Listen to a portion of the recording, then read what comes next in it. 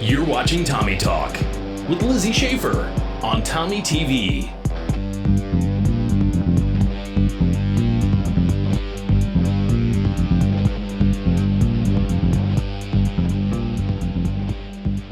Hi Tornado Nation, this is Lizzie Schafer. Thanks for joining us on Tommy Talk. I'm here with Dr. Dougherty, and we're here to talk about the school year that's coming up. Thank you very much for having me. I know it's still summer, but everybody's excited about fall. And we recently released our plan to return to school. So we're planning on returning August 18th, and our school day will be 8:10 till 1:45. We shortened our school day so that we can do two things. We can instruct students in person and remotely. So it allows our staff to have time to reach out and plan lessons and deliver and communicate beyond the school day. So you talked in your opening about systems that we're going to have to accommodate students who don't feel comfortable coming back to school in a regular setting. So what will the virtual system look like for those students? The most important thing is everybody needs to get on at our district website and register for school. And if you want to choose the remote option, we have in-person education being offered.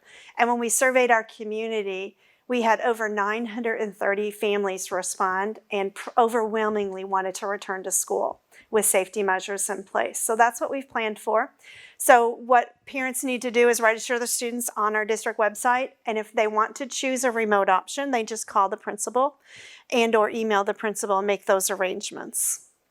Is there a certain amount of time that you have to do remote learning, or can you do remote learning for about a week and then come back to school after you feel that it's safer? Well, basically what we're going to do is we're going to support families to the extent possible. And we need to have a 5-hour instructional day. So teachers will be preparing 5 hours of instruction, whether you're in person or at home. Now, as far as what you select for your learning option, we are hoping that most return to school, and that's what most parents wanted. But if you do choose remote, we need you to stick with that for a reasonable amount of time. When you decide that's not an option that's working for your family, you need to contact the principal. And so on a case-by-case basis, we'll make decisions on when to bring people back into school. We really aren't going to be set up to go in and out of remote continually unless there's a good reason for it. So for instance, if you're put on a quarantine, if you've been exposed but you're not sick, that would be a really good reason to flip to a remote learning setting. Okay, so will there be a liability waiver that needs to be signed for those students who choose to come back to school? Well, basically what we are doing is we are putting a protocol in place for sanitation and safety and following all of the guidelines. And so with those things in place, we don't need to waive. We are set up to offer public education, and our state board is directing our steps, and they've asked us to do what we can to provide in-person instruction. Okay, so with all of this, what will the typical school day look like here at Taylorville? Well, we will arrive, and one of the biggest changes is we're not going to congregate. We have to keep our groups under 50. So as soon as you arrive to school, you'll go directly to your classroom, and that's different from years past. So basically, at 8 o'clock, teachers will be in the classrooms. At 8:10, the school day will begin.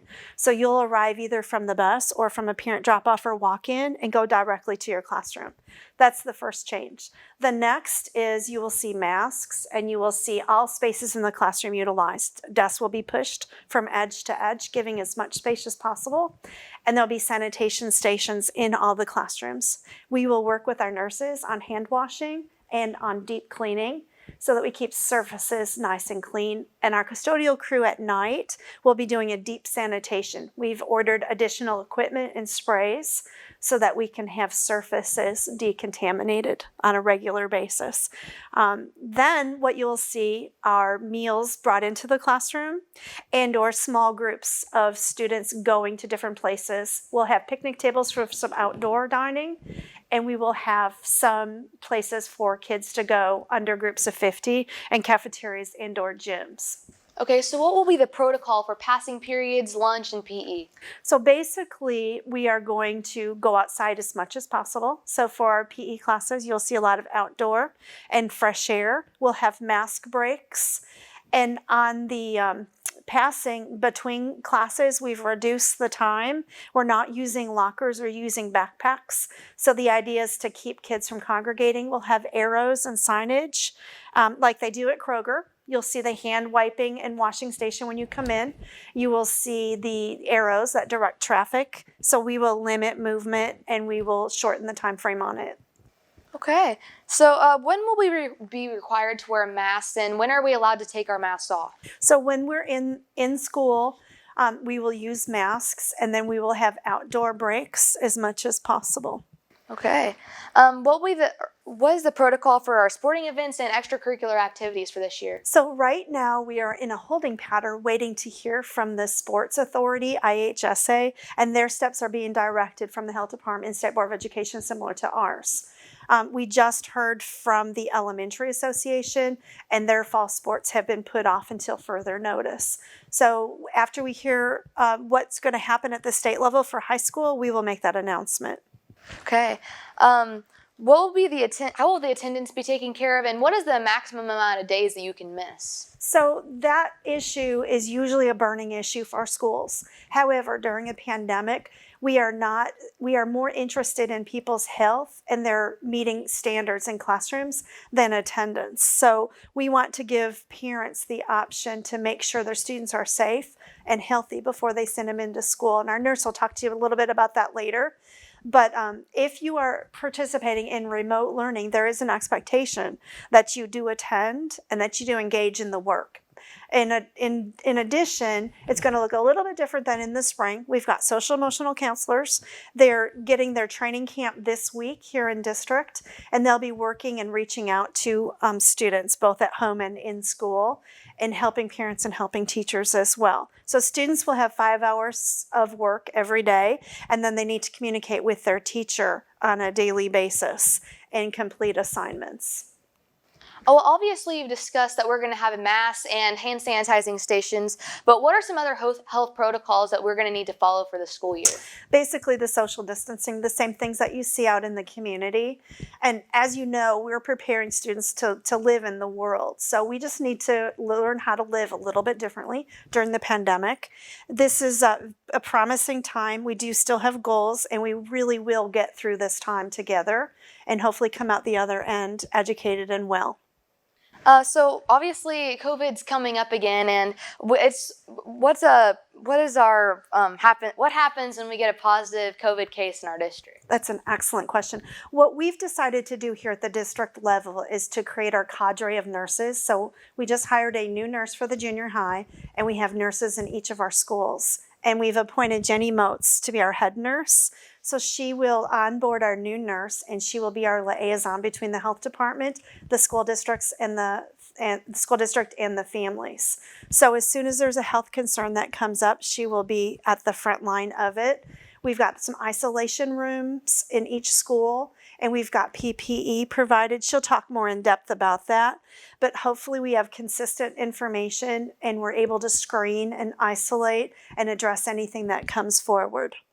So will remote learning that we had previously, is it going to look the same, or how will we helping accommodate teachers with remote learning this year? Well, basically right now this week we have a Google training camp going on, and when we stepped into remote learning last spring, it was an emergency setting. We basically had a weekend to put it together. We've learned a lot of things along the way, and we've aligned the curriculum, so you're going to see a little different output. You'll see a weekly product. We're going to support our teachers with some professional development on a weekly basis and really focus on remote learning, on health, and on social emotional development.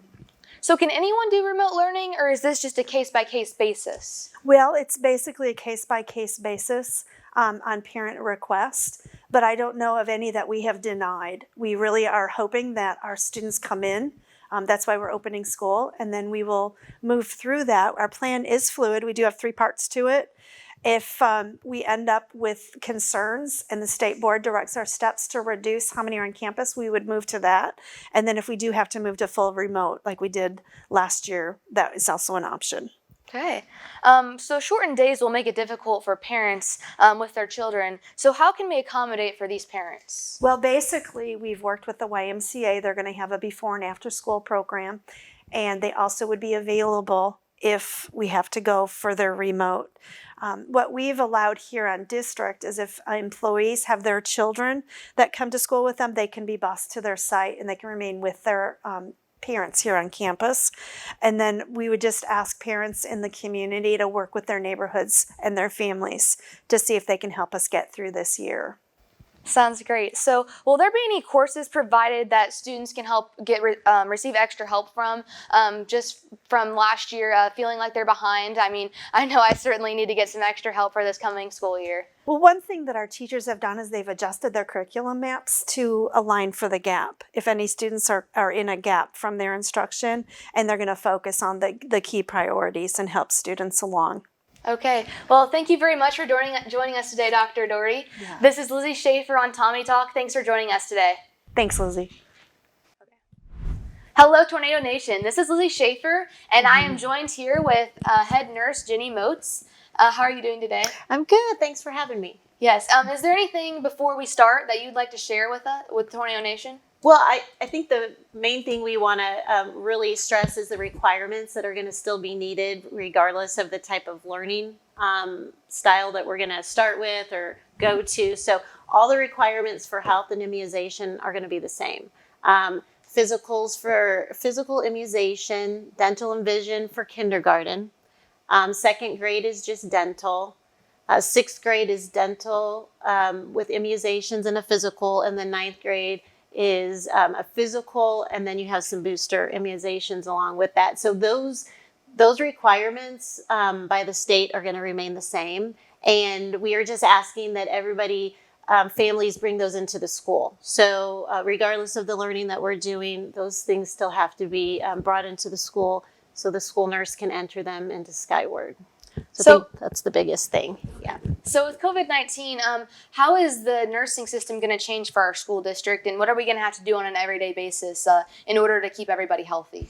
Okay, I think one of the main things I want to do is just reassure the staff and the students and the families that we're working directly with ISB, IDPH, and our local health department. And the nurses have a really good relationship with our local health department. And that's, we're going to be able to have direct contact to them. And the nurses in the district, and there's 4 of us in each building, are going to be the funnel for all the health care and all the health decisions with the staff, with the students, just so we have continuity of care, regardless if your student is at Central School and preschool or at the high school. So our biggest thing is just the continuity of care and just the reassurance to everyone that we're following the most up-to-date guidelines and protocols that the state has put out. And to do that, we just thought it was good to have the nursing staff kind of in charge of that. So I think that was one big thing I wanted to stress. And then the second thing is we are asking every family to self-certify their student. And what that means is when you send your student to school on a bus or in a car, that you are saying that they're healthy that day. So to the best of your knowledge, you've taken their temp in the morning, they don't have a fever, they're not feeling sick, and so you're sending them to school. So we're not necessarily going to be standing at the door with thermometers, but we will have the touchless thermometers. So if a student becomes sick during the day or a staff member, we'll be able to take care of them appropriately while they're at school. Okay. So, well, we're all students and we all get sick sometimes. So what is going to be the protocol when somebody gets sick at school, and how are we going to take care of that? Okay. So we'll have a kind of a checklist. The nurses will have the checklist, and the 4 of us will be the ones assessing the staff member or the student. We do understand that some kids have chronic diseases, allergies, things like that. So, we'll kind of try to make the distinction. But we're going to have to honestly take this by a student or staff member case-by-case basis. And if we do suspect that maybe it's something along the lines of COVID, then we will have what we call isolation rooms, or just a quarantine area that we can take the students where the nurses can be in all full PPEs, and we can assess the student and then kind of go from there as far as, do they need to go see the doctor to be cleared? Do they just need to self-quarantine for 14 days? And then, or do they need to be tested? And if, a negative or positive test comes up, then that kind of opens up a whole new door, because we have to kind of do some contact tracing and things like that. But we'll be working with the local health department one-on-one for everything. So just kind of reassure everyone that everybody's health is the most important. thing for all of us, and that we're going to do everything that we possibly can to keep everyone safe and healthy while they're at school. So. Yes. So as head nurse, you have a lot of jobs. You're always busy, I know. But what are some things that you're going to have to do extra for this COVID-19 problem? Well, I think it's just making sure we have the most accurate and up-to-date information, and then filtering that down so everyone has the same information. Definitely being the one that assesses every student and every person who says they don't feel well. Sometimes, our secretaries have been put in that position. Sometimes principals have, but I think that all has to come through the school nurse now. And then we'll be reaching out to the health department and then working with families. So it's just going to be, a lot of extra steps just to make sure everyone stays healthy. Exactly. Is there anything else that you want to share with us that I maybe haven't hit? I just think just to remind everybody that this is an ongoing and fluid process, and we're definitely going to keep up to date with all the new data that comes out, and that we're just going to try to make this school year the best, and that we're all going to get through this together and come out the other end all healthy, happy, and educated. I think that's the main thing. So yeah, awesome. Well, Tornado Nation, I know that we're always going to be here for one another and always take care of each other. Thanks for joining us today. Thank you for having me. Awesome. This is the Tommy Talk with Lizzie Schafer. Thanks for joining us today.